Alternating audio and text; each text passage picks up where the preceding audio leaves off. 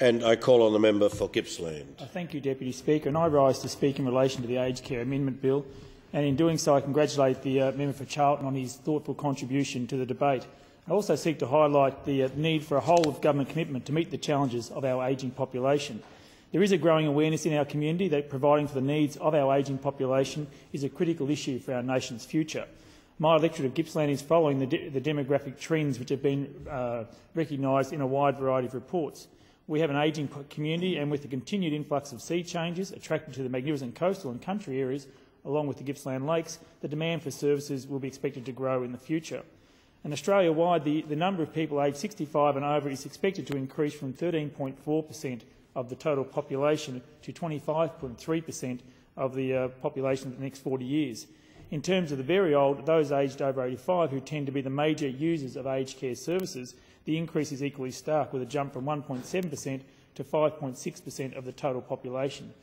Deputy Speaker, of course, I'm reluctant to use too many figures when we're talking about aged care services and the needs of an ageing population, because we're wise to remember that each one of about 150,000 people in permanent residential care is someone's mum or father or best friend or uncle or auntie, and these are individual friends that individual people we're talking about, and providing the best possible care for them in their later years is a challenge that we must all embrace. They each have individual needs and expectations, and providing those quality services, particularly for the frail and aged, in the most appropriate manner to meet their individual requirements is going to demand more flexibility and innovative thinking from us as policymakers in the future.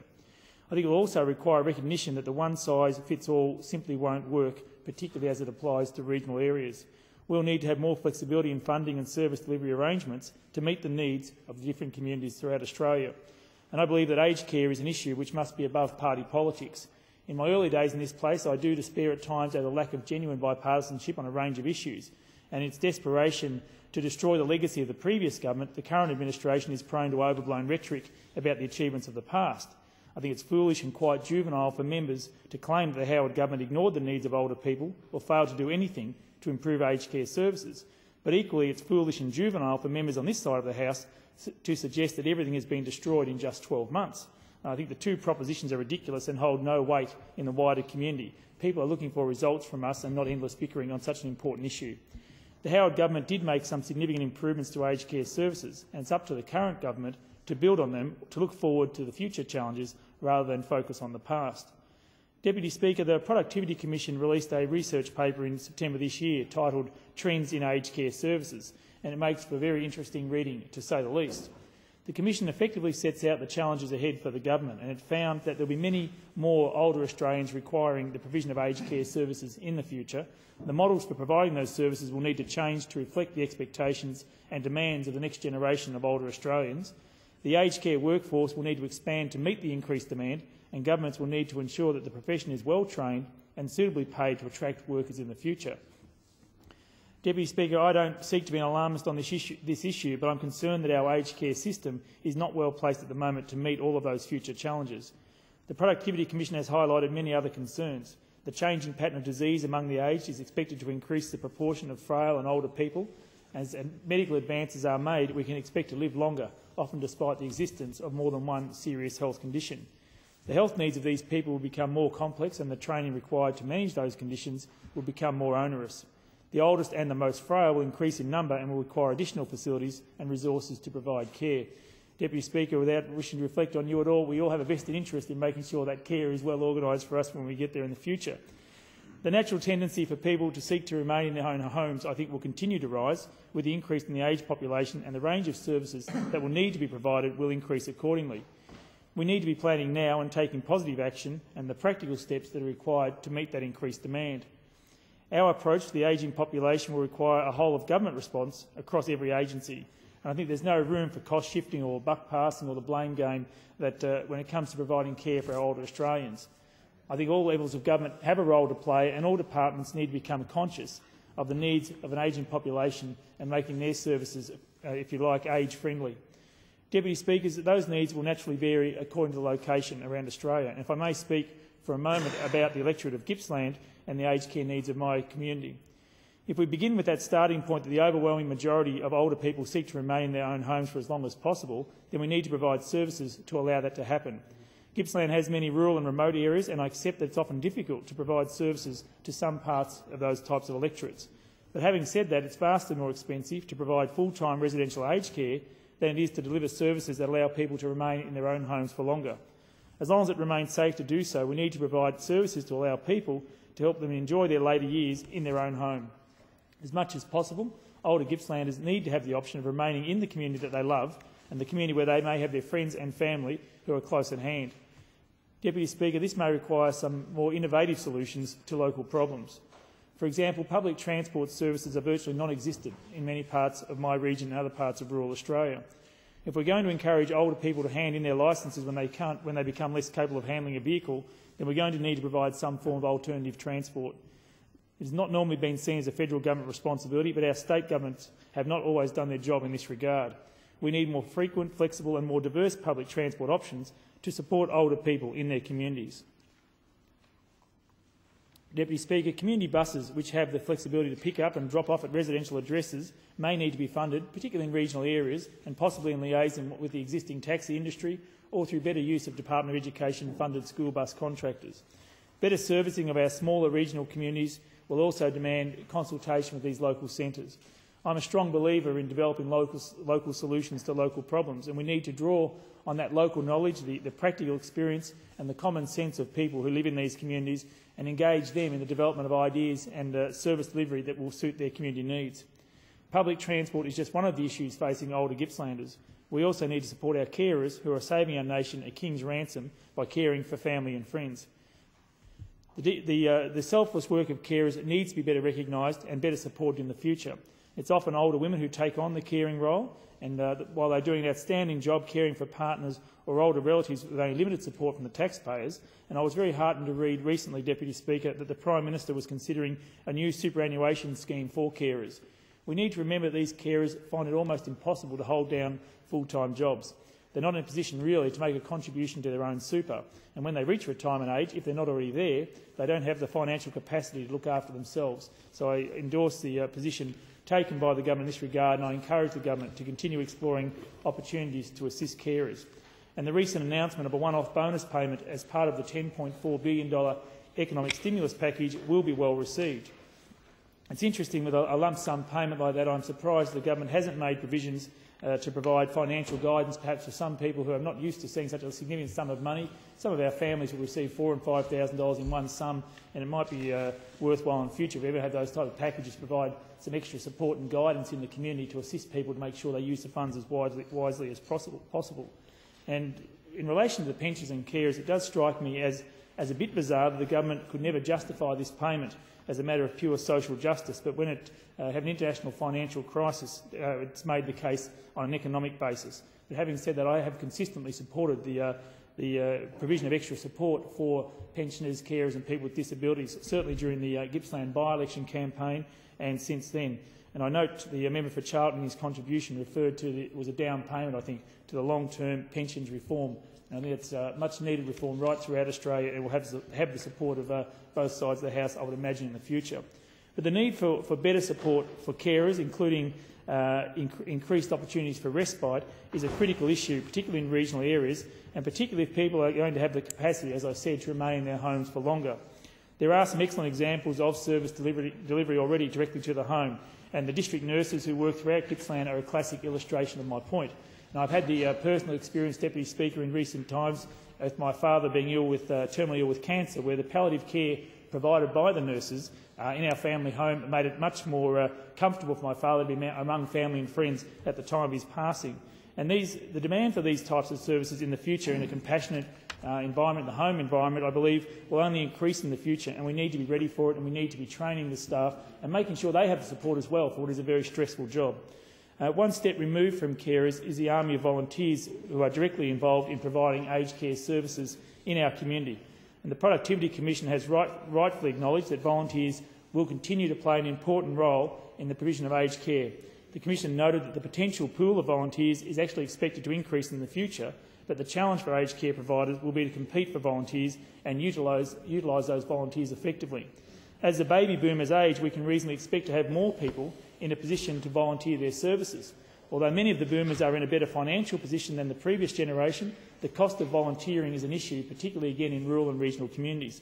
For example, the simple task of putting fuel in your car to assist with Meals on Wheels can be very expensive when you've got a route of several hundred kilometres throughout some of our rural constituencies.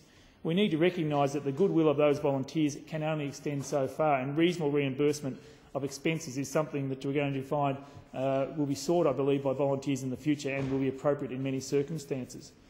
In terms of residential aged care, the professional workforce, I believe, remains the critical link, and without a well-motivated and well-trained and a caring workforce, everything else will fail. From my experience in Gippsland, the workforce in the aged care sector is doing a remarkable job in often very trying circumstances. As a new Member of Parliament, I haven't actually visited every aged care provider in my electorate, but I have been to several of them, and I'm endeavouring to get around the rest of them as soon as possible. I have visited facilities in Sale, Maffra, Hayfield, Traralgon and Morwell, and without exception, Deputy Speaker, the staff have impressed me with their professionalism and their compassion for the people in their care.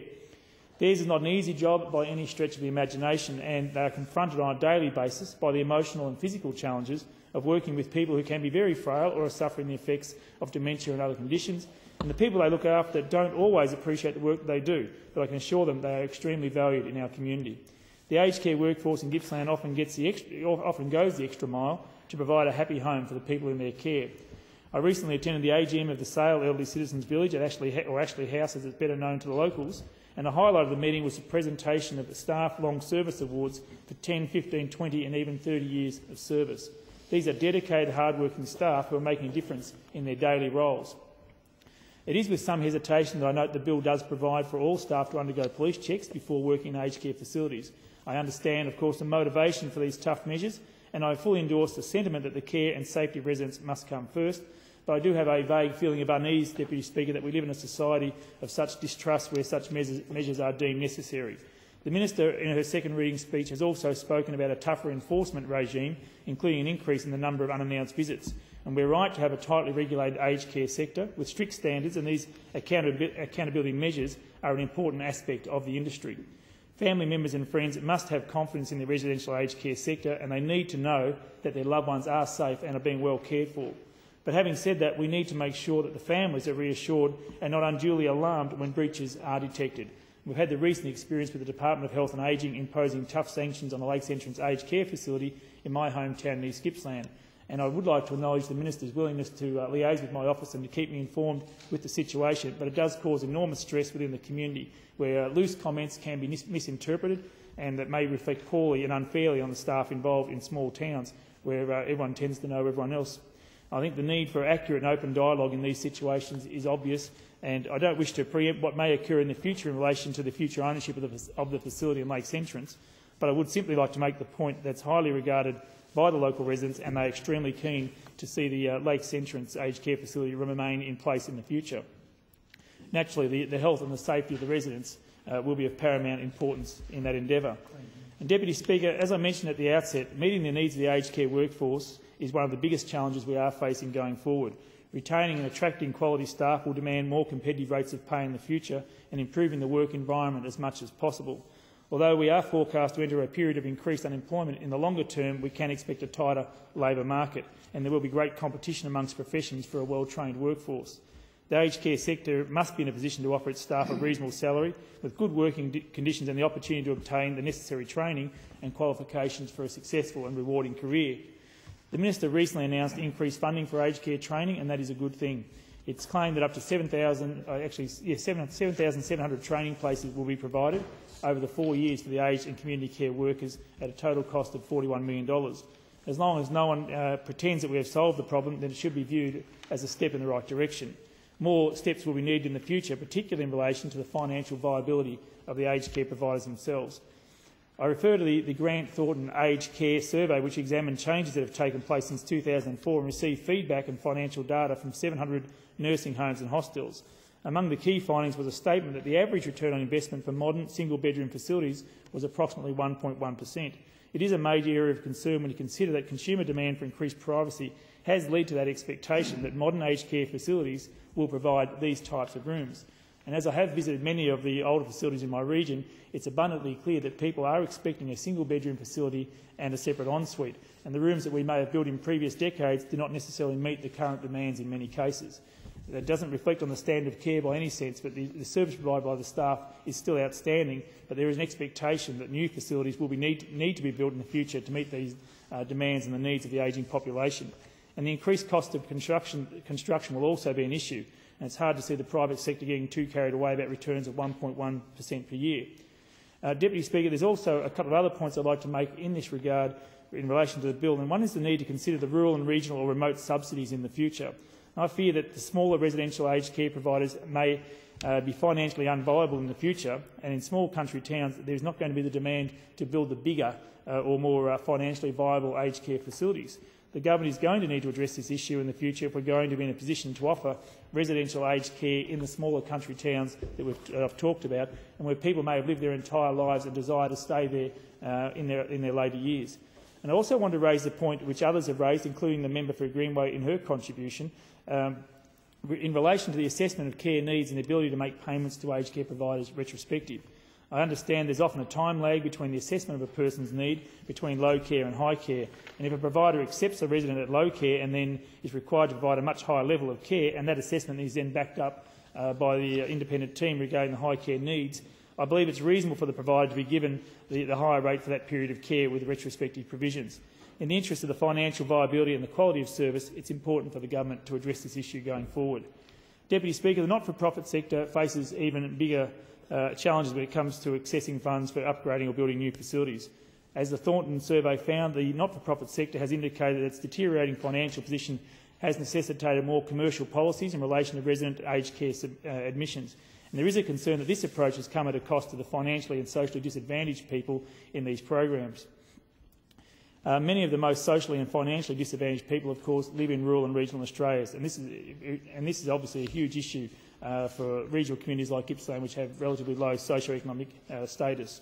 The survey found that the average anticipated building cost for new facilities was $176,000 per bed, excluding the land costs, and this compares to the estimated cost of less than $85,000 per bed just 5 years ago. Deputy Speaker, my comments are not intended to be a blame game or attacking the current government. It's just a matter of highlighting the way that we're facing some very real problems in relation to aged care services in our nation. And for my part, I have written to the Minister to flag the concerns of my constituents.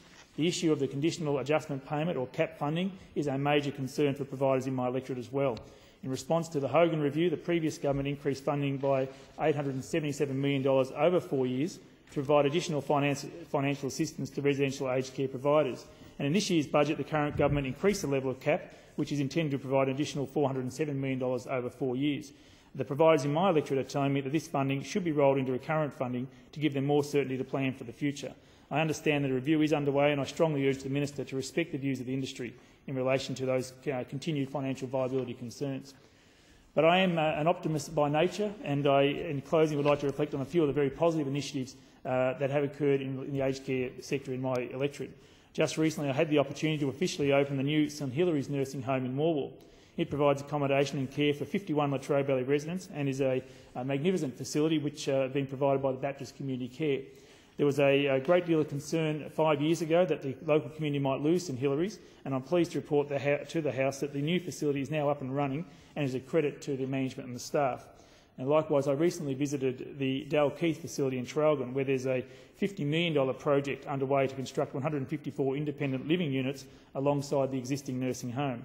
The first stage of 25 independent living units is well advanced, and the end result will be a village that provides a great lifestyle for people aged over 55 years. Its location alongside the Dalkeith Aged Care facility will be particularly attractive if a situation develops in the future where one partner requires a higher level of care than another. And I think it's these types of innovative solutions being driven throughout regional areas which will need to be supported by the government in the future.